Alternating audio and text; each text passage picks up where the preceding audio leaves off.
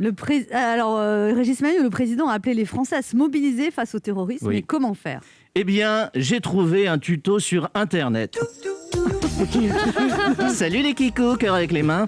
Aujourd'hui, je vous propose un tuto intitulé « Comment lutter contre l'obscurantisme ». Alors, comment lutter contre l'obscurantisme? C'est très simple. Vous prenez des bougies et vous les allumez. Alors, de préférence le soir, sinon l'obscurantisme, il les voit pas. Je vous rappelle que l'obscurantisme est complètement aveugle. Alors, si vous n'avez pas de bougies chez vous, c'est pas grave, vous pouvez vous en procurer. Place de la République, où depuis janvier 2015, des vendeurs à la sauvette pakistanais proposent, comme les boules à neige Tour Eiffel, un large panel de bougies, je suis Charlie, des bougies chauffe-plat, ils m'emmènent des bougies de voiture. Voilà.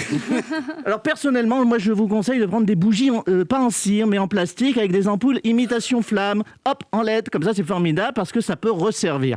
Oui, ça va resservir.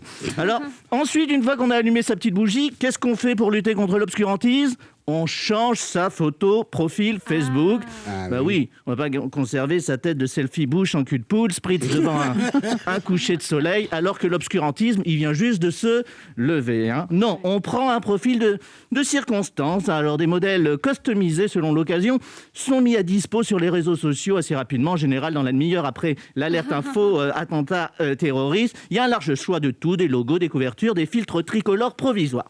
Alors, une fois que sa photo est changée, qu'est-ce qu'on fait pour lutter contre l'obscurantisme? On marche. Eh ben oui. La marche, c'est l'activité star pour lutter contre l'obscurantisme. Alors prenez un air grave, placez-vous de préférence en première ligne, c'est le carré VIP de la marche, là où défilent ceux qui se sont défilés la veille. Je dis pas ça uniquement pour Jean-Luc Mélenchon. Vous y trouverez tous les tartuffes de la récup, les professionnels du compassionnel. Et ensuite, on fait quoi pour lutter contre l'obscurantisme? On chante. On chante quoi? Une petite Marseillaise. Mais attention, pas la méchante Marseillaise, pas la Marseillaise de droite. Non, la Marseillaise Coupe du Monde, la Marseillaise 13 novembre, la Marseillaise soirée hommage France de France Inter, Camilla Jordana, Nolwenn Leroy, main dans la main, la gentille Marseillaise. Alors, une fois que vous avez bien fait tout ça, qu'est-ce que vous faites? Eh bien, vous rentrez chez vous, la conscience tranquille, car soyez-en certains, l'obscurantisme, il a reculé. Il a eu peur.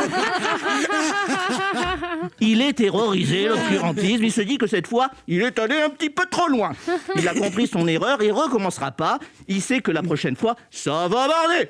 On va lui tirer les petits cheveux de derrière et que si ça suffit pas, on convoquera ses parents à l'obscurantisme et il sera puni, car tout le monde le sait, l'obscurantisme, il a peur de l'enseignant et de l'institution. Alors à présent, éteignez la lumière, fermez les yeux et surtout, continuez à ne pas vous réveiller.